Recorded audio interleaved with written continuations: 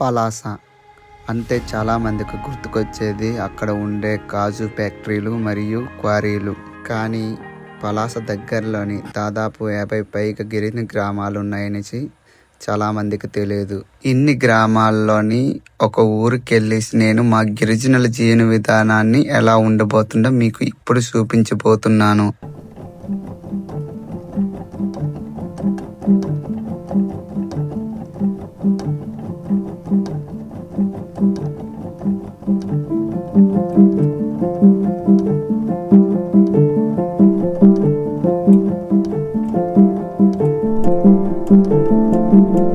మన tribal land సబ్స్క్రైబర్లందరికీ స్వాగతం, సుస్వాగతం. ఎప్పట్లాగే ఒక మంచి వీడియోతో మీ ముందుకు వచ్చేసానండి. ఈరోజు అయితే మనము పలాస దగ్గరలోని మందస మండలంకి చెందిన కొండలోగం పంచాయతీకి దగ్గరలోని బంచుకం గ్రామంలో ఉన్నాము. అయితే ఈరోజు మనము పలాస గిరిజనుల యొక్క జీవన విధానం అన్నమాట తెలుసుకోబోతున్నాము, చూడబోతున్నాము. ఇంకెందుకు లేట్ చేయకుండా ముందైతే ఒక లైక్ కొట్టేయండి. వీడియోలోకి ముందుకెళ్ళిపోదాం.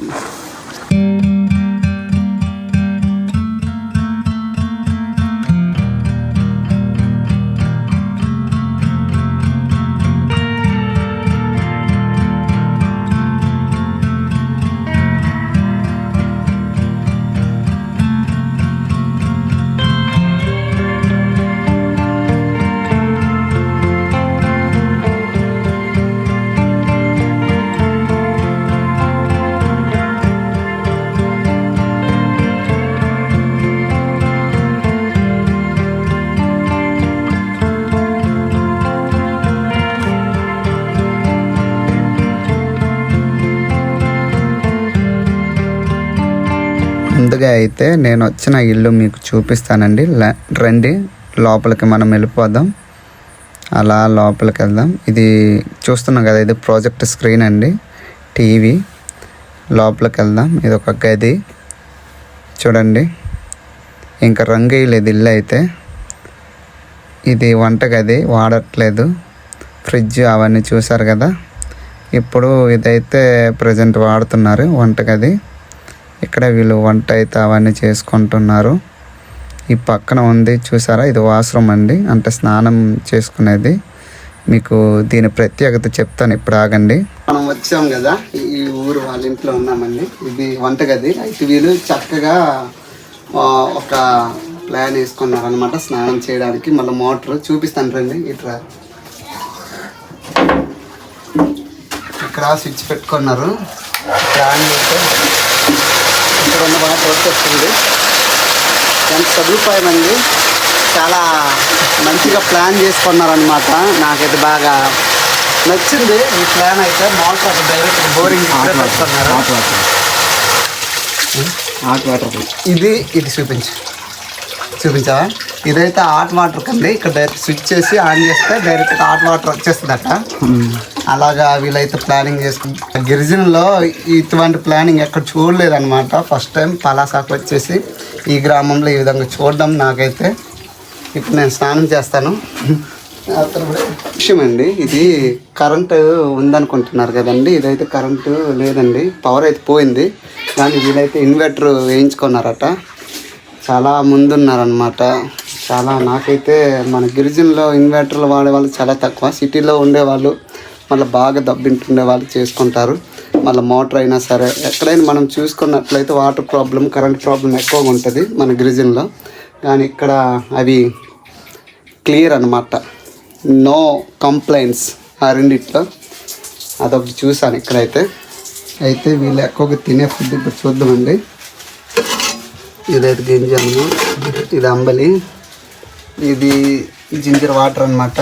నేనైతే ఏదో టీ అనుకున్నాను, జింజర్ వాటర్ అట. ఈ మా వాళ్ళలాగే వీళ్ళైతే తింటారట. ఈ రెండు అంబలిను గింజనం డైలీ ఉంటుంది. వీళ్ళ మదర్ టంగ్ గురించి మనం చూసుకున్నట్లయితే సవరేనండి. మాలాగే సేమ్ లాంగ్వేజ్. వాళ్ళు మేము ఒకే లాంగ్వేజ్ మాట్లాడతాం, కానీ వాళ్ళు వాడుక భాషలో కొన్ని పదాలు అయితే మారుతాయి, మా దగ్గర కొన్ని పదాలు మారుతాయి, అంతే తేడా. చూసారా మా అమ్మగారు వాళ్ళతో ఎలా మాట్లాడుతున్నారు? ఎందుకంటే వాళ్ళు మా భాష సేమ్ కాబట్టి అంత సింపుల్గా మాట్లాడుతున్నారు. ఒక బస్తా తీసుకొచ్చానండి మీకు ఒకటి చూపించడానికి. ఇది చూడండి ఎండిపోయినవి. ఇదేమనుకుంటున్నారా, ఇది మామిడి కట్ చేసి మధ్యలో కట్ చేసి ఎండబెడతారండి వీలైతే. ఇది దేనికి అనేసి నేను ఇక్కడ అడిగితేనేమో వీళ్ళు అన్నారు ఇవి ఉడకబెట్టేసి కర్రీకి లేకపోతే పచ్చడికి వాడుకుంటారండి. మేమైతే బయట కనిపిస్తుంది కదా ఇది తొక్క తీసి లోన చర్మం ఉంటుంది కదా అది మేము వాడతాం. ఇదైతే వీళ్ళు లోన తొక్క కూడా వీళ్ళైతే బట్టలు కొట్టేసి ఎండబెట్టేసి ఈ విధంగా వాడుకుంటారు. మీరు ఎప్పుడైనా ఒకవేళ తెలిస్తే కామెంట్ చేయండి, మీరైతే ఏ విధంగా వాడుకుంటారు వీటిని. ఈ సీజన్లోని ఇక్కడ గిరిజనులు సోలు మరియు నువ్వులు ఎక్కువగా పంట అనేది పండించుకుంటారండి. నువ్వులు మనం బయట మామూలు పల్లెటూరులో అయితే రొట్టెల్లో మట్టించేస్తారండి. వీలైతే చూడండి పొలం దగ్గర ఎండబెట్టారు ఏ విధంగా, ఒక దగ్గర ఉంచుకొనేసి ఒకే దగ్గర ఇది తర్వాత కొడతారనేసి చెప్పారు. మనకి అయితే తెలియదు. ఇప్పుడు మనమైతే ఊరు ముందులో ఉన్నామండి. ఇక్కడైతే చక్కగా వీళ్ళు మిరపకాయ పంట వేసుకున్నారు. చూడండి చూడండి మిరపకాయ పంట వేశారు. ఒక 5 సెంట్లు 6 సెంట్లు లాగా చాలా బాగుంది. మధ్య మధ్యలో ఏదో వేసారు, అది కలప కాదు, అది గోంగూర. గోంగూర వేశారు. వీలైతే తాగడానికి నువ్వు నీళ్ళు వాడతారండి. ఇందాక చూపించాను కదా స్నానం చేసేటప్పుడు ఆ మోటార్ నీళ్ళు అయితే ఎవరు వాడట్లేదు. వాళ్ళందరూ ఇక్కడ నుయ్యికి వచ్చేసి ఇక్కడ నుంచి తీసుకెళ్తున్నారు వాటర్ మోసుకుంటూ. చూడండి ఏ విధంగా తీసుకెళ్తున్నారో. మండసా పెండ్లము బుర్ర చిన్నది కిందకి కనిపించని కాలు సమరా ఏటో అంటాడు. ఇది కిందకి పెద్దది అంటారు, పెద్దగా పెరిగిపోతుంది. బుర్ర మాత్రం చిన్నది. కిందకి భూమికి కింద వెళ్ళిపోయిన తర్వాత పెద్దగా ఇది ఇంచుమించు 10 కేజీలు 8 కేజీల వరకు ఇది పెరుగుతుందండి. మా దగ్గర అయితే అలా కాదు. మా ఏరియాలో సీతంపేట మండలము ఒక 5 కేజీల వరకు అంతే. ఇక్కడైతే 10 కేజీల వరకు పెరిగి ఉంది పెందలం. ఇది భూమిలో కింద దూరిన తర్వాత పెద్దగా పెరిగిపోతుంది. ఇది మా దగ్గర అయితే భూమిలో దూరేసరికి చిన్నది అయిపోద్ది. చిన్నదే అది దూరం నుండి కింద వరకు ఒకే సమానం ఉంటుంది. ఇది బుర్ర చిన్నది వలంగా పెరిగి కిందకి మళ్ళీ వలంగా అయిపోతుంది. ఓకే. ఈ ఊర్లో అయితే ఆర్సీఎం చర్చ్ ఉందండి. చూడండి ఏ విధంగా చాలా బాగా కట్టుకున్నారు.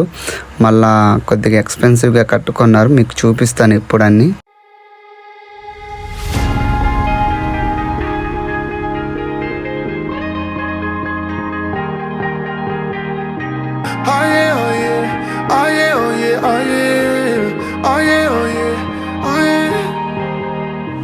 Hey there, what you drinking? 2 shots, let's pour it out. I know what you're thinking, but tomorrow won't come for us. This life that we're living, ain't never gonna give it up. Double shot for the gifted, and one more for us. There you go, drink it up. All this love in a cup. Yeah, we go slow, we go fast. Yeah, we can't get enough. We stay all day, all night, living in paradise. Remember, you don't get it twice. The time of your life. మనం ఇప్పుడు Kotilingeswara temple దగ్గర ఉన్నామండి. నేను వచ్చాను కదా ఊరు దగ్గరలోనే ఈ టెంపుల్ అనమాట ఉంటుంది. అయితే ఇది మన శివరాత్రి నాడున పెద్ద జాతర జరగద్దండి. ఈ చుట్టూ గ్రామస్తులు అనమాట వస్తూ ఉంటారు. ఒకసారి గుడి చూసేద్దాం.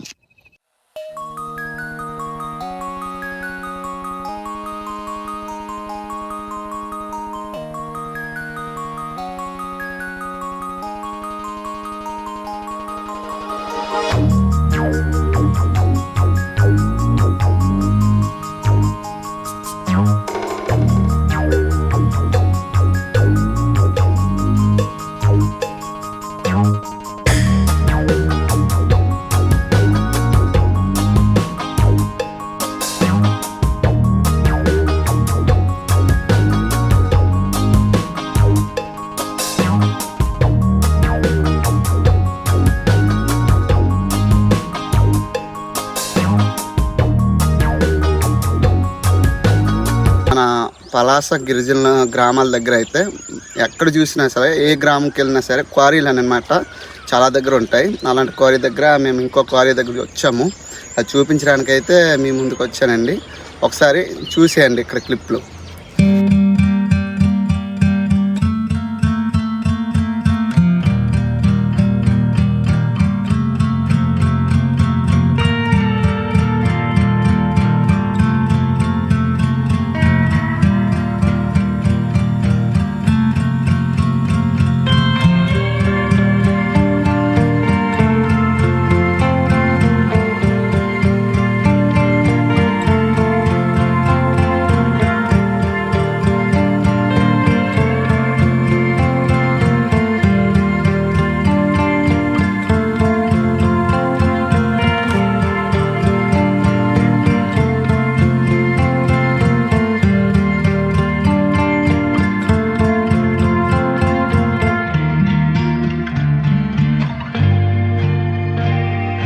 ఇక్కడ గిరిజనులు ఏదైనా పెళ్ళైనా సరే, పండుగ అయినా సరే, హిందువులు క్రిస్టియన్లని భేదాలు లేకుండా అందరు కలిసికట్టుగా పనిచేస్తారండి. ముందు రోజు యూనిట్గా పనిచేస్తారు. ఇది ఎక్కడైనా సరే మా గిరిజనులు ఒక ఆచారం, ఆనవాయితీలాగా ఉంటారండి.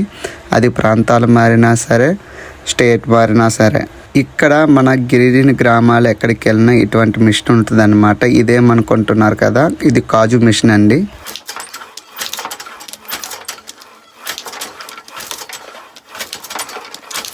ఆ విధంగా మిషన్ కట్ చేసిన తర్వాత ఈ విధంగా తయారవద్దండి. అది తొక్కేమో తీయాలి. వీళ్ళు ఇక్కడ కూలీ వైజ్గా పనిచేస్తారు. ఏ ఊరికి వెళ్ళినా ఈ పని అయితే ఎలాగైనా ఉంటుంది. వీళ్ళైతే ఇక్కడ కిలోకి 28 రూపాయలు లెక్క అందరూ పనిచేస్తారండి. చూడండి ఈ విధంగా అన్నమాట. మనకి లోపల భాగం బయటకు వస్తుందండి.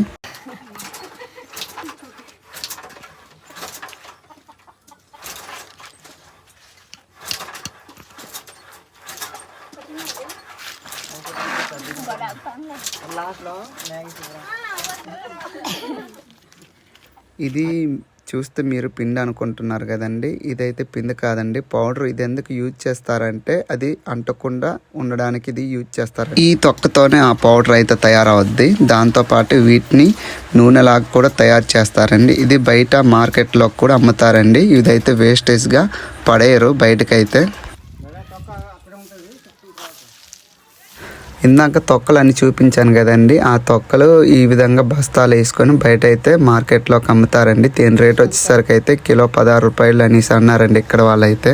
ఇందాక కాజు మిషన్ చూపించాను కదండి, అది ఏ విధంగా పని చేస్తారో ఇప్పుడు మీకు చూపిస్తానండి. అలా పట్టుకోవాలట, అలా పట్టుకొని అయిపోయిందా ఇప్పుడు ఓకే సరిగా అలా పడద్దు. మనకి ఎక్స్పీరియన్స్ లేదురా. నీరుగా ఇటువైపు తిప్పురా.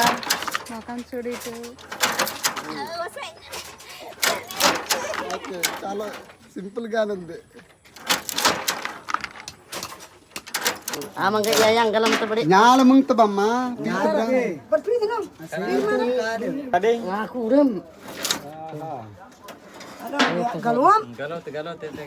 సరే కదండి, వీడియో అయితే మీకు ఎలా అనిపించిందో తప్పకుండా కామెంట్ చేయడం మాత్రం మర్చిపోద్దు. ఈ వీడియో ఎవరైనా పలాస వాళ్ళు చూస్తే, మళ్ళీ మందస వాళ్ళు ఎవరైనా చూసినా, మిలియాపుట్ట వాళ్ళు ఎవరైనా చూసినా, మా గిరిజనులు అయితే తప్పకుండా వీడియో చూసిన వెంటనే మీ ఫ్రెండ్స్ వాళ్ళకి, మీ గ్రామస్తులకి షేర్ చేసి మాకు సపోర్ట్ చేస్తారనేసి నేనైతే కోరుకుంటున్నాను. ఇంతవరకు చూసి కూడా ఎవరైనా సబ్స్క్రైబ్ చేయకపోతే మా ఛానల్ సబ్స్క్రైబ్ చేసి మాకు సపోర్ట్ చేస్తారనేసి నేనైతే మనసారా కోరుకుంటున్నానండి. మంచి వీడియోతో మళ్ళీ కలుసుకుందాం. బాయ్.